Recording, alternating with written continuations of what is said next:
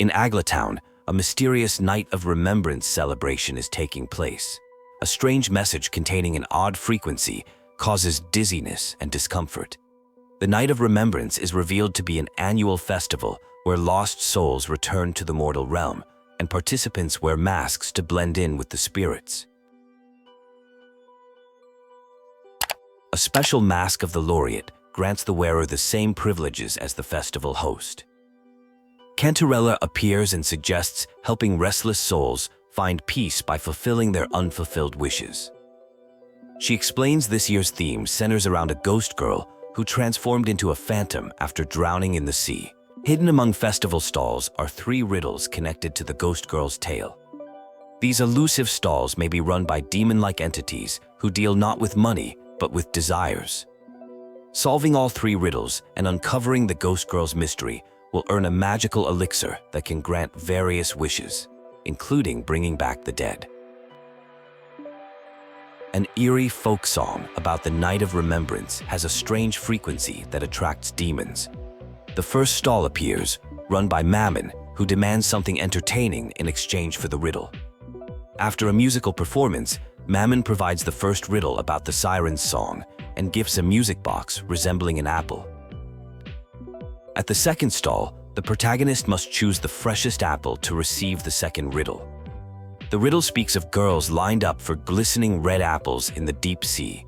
A coin toss follows, with heads symbolizing good fortune and tails bringing misfortune.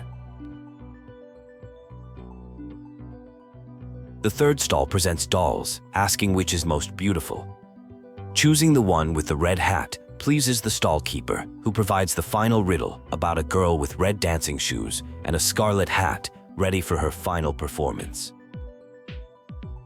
The collected items, a dusty music box, a cog-like lucky coin, and a red-hatted doll, are identified as old relics. When combined correctly and with the laureate's performance, they awaken to reveal something significant about the ghost girl mystery. The protagonist experiences worsening pain from the strange frequency's influence. Cantarella invites them to her castle at Pesalia Fells, offering a potion made from various sea plants to ease the effects of the curse. A revelation occurs. The round hat from the riddle is actually a poisonous jelly rose medusa, connecting the ghost girls to the Pesalias. The protagonist intends to discuss this discovery with Cantarella, who awaits their arrival at her location to unravel the secrets together. The crimson sea apple, alluring reaper, is a lethal plant causing paralysis, suffocation, and agonizing death.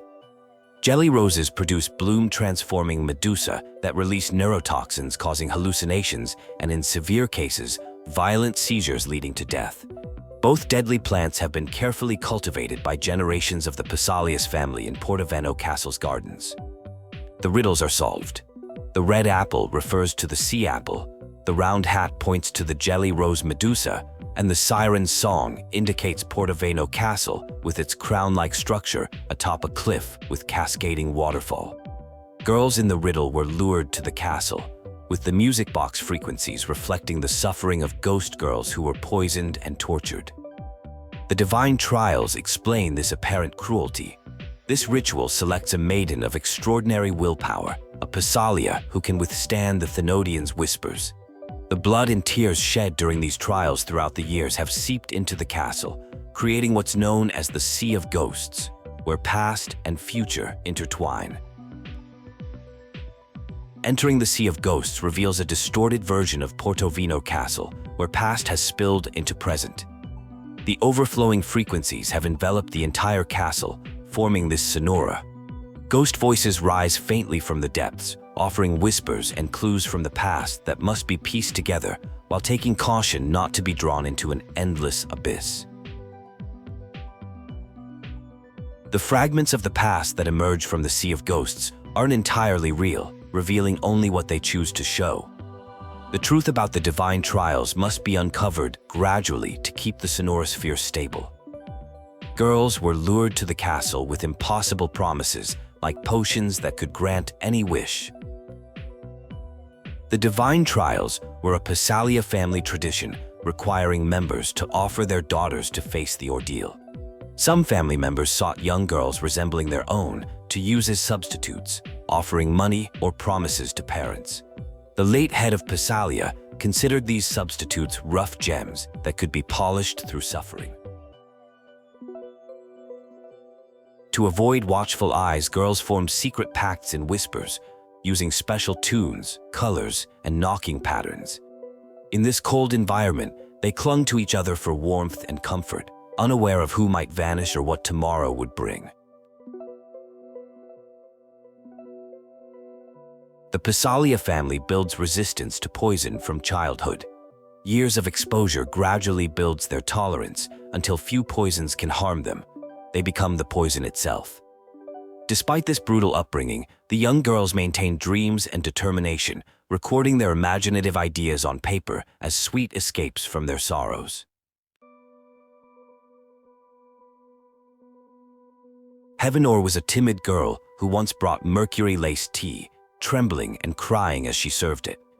Despite the burning sensation, dizziness, and headache it caused, recovery came quickly. Another girl, Mandragora, shaped herself according to family teachings until her own thoughts and self vanished completely, becoming what the Pesalia family considered the highest praise, lethal.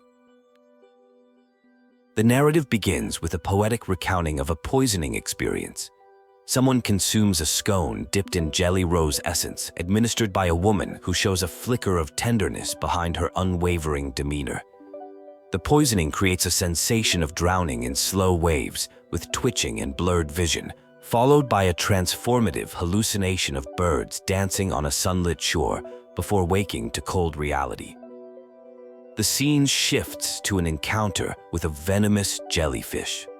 Someone with experience handling poison takes the creature, reassuring that it cannot harm them anymore. They note the other person's kind heart and willingness to carry burdens, but insist some challenges should be faced by those who have already weathered such storms. The jellyfish is described as voiceless yet illuminating, a small light escaping the past. A subtle shift occurs as danger approaches. Memories surface of waves crashing to extinguish sparks, poison and whispers seeking to clip wings, and sweet dreams locked away until they became tears. Someone named Heavenon is described as fragile and easy prey to Threnodian's whispers. It's revealed that being chosen as the maiden was not an honor, and both Heavenon and Mandragora disappeared during a trial, possibly guided away by someone. The narrative moves toward a deep water zone filled with whispers, dried tears, and lingering blood, a place beyond light that hungrily consumes everything. A fragmented sequence follows with mentions of a round hat and re-emergent memories. The speaker acknowledges not being as resilient as they thought and explains how past, future, dreams, and reality are inseparably bound in this place. Light appears trapped by chaotic frequencies, requiring patience and encouragement. A mysterious voice asks who will sink into the depths. After searching backstage without finding the round hat, preparations for a final performance begin with commands. Go to the front, closer, clear, reassured. Someone notes the chaotic frequencies are causing problems, but remains undeterred.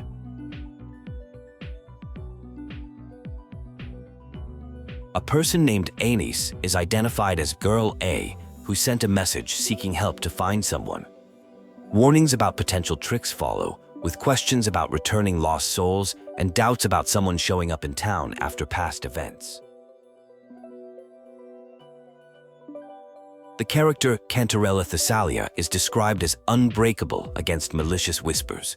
She reaffirms promises made and suggests some places only her companion can reach.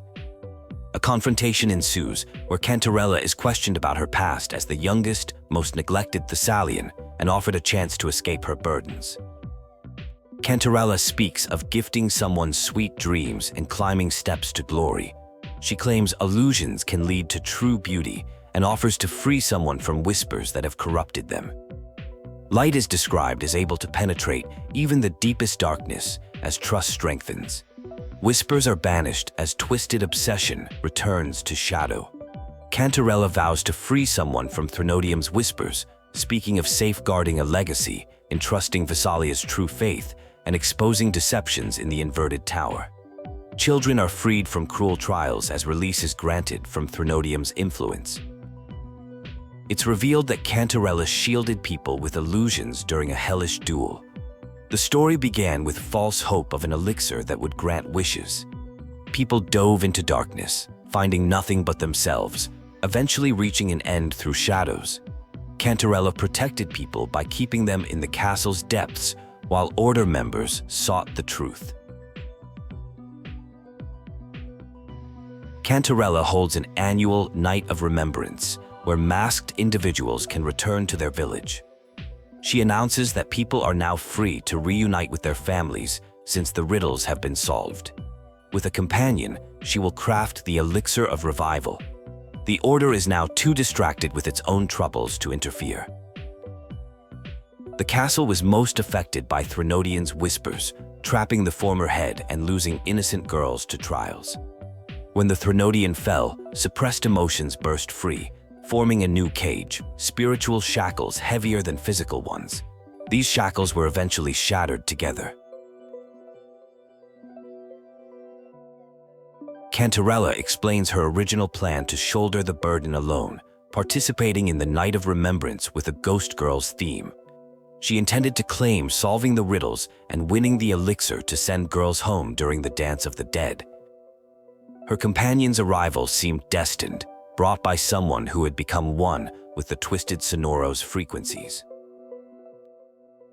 The companion had a special constitution affected by frequencies from the Sea of Ghosts. Cantarella acknowledges her arrogance and thanks her companion for helping untangle knots and weather torrents, making the elixir easier to create. She expresses gratitude for their support. The companion reassures Cantarella she doesn't have to bear everything alone anymore. Cantarella asks a final favor, to take the elixir and help the girls return home, as her presence might cause complications due to Pesalia's poor reputation.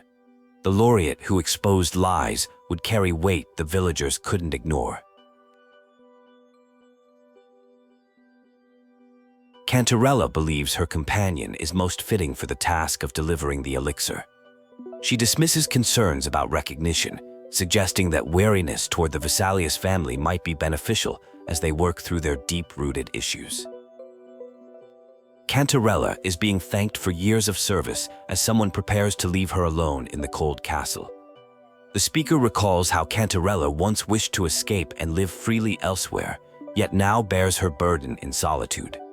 Cantarella responds that as long as she remains head of Pesalia, past events stay buried, no more trials or innocent lives harmed. As the visitor prepares to depart, Cantarella declares all riddles solved and reveals an elixir of resurrection. Time passes and normalcy seems restored. Cantarella invites her guests to stay the night, noting their presence makes the typically cold castle feel warmer. Cantarella explains the Pesalia family's purpose, resisting Threnodian spiritual interference while maintaining faith and sentiment. The cruel trials were designed to find a maiden with unbreakable will who could resist Threnodian whispers. However, Cantarella cannot accept sacrificing innocent lives in the name of duty. When Cantarella took up the Sword of Divinity, she sensed someone more capable and asked the Sentinel to transfer her second awakening power to that girl. The Sentinel, who controlled separation powers, agreed to combine strengths. Together, they confronted the Threnodian and achieved a temporary victory. To end the brutal divine trials, Cantarella became family head, utilizing all resources for their goal. She pretended to align with the Order while searching for ways to liberate the Sentinel and defeat the Threnodian permanently. She committed to her chosen path despite hardships. Cantarella praises her visitor for defeating the Threnodian in the inverted tower, saving Renaceda's people, freeing young girls, and herself. Thanks to these actions, the girls returned home. Threnodian whispers faded from the castle, and the Order made concessions that brought peace. A calm life is the miracle brought by the visitor. As head of Pesalia, Cantarella offers a reward, initially suggesting an elixir for eternal youth, then one turning stone to gold. Ultimately, she offers the family's entire legacy of elixirs and secrets. Cantarella declares this place their home now. Noting her guests' long day, she offers a special elixir prepared with albizia flowers, whose fragrance can travel from reality into dreams. She encourages them to close their eyes and rest, bidding them good night.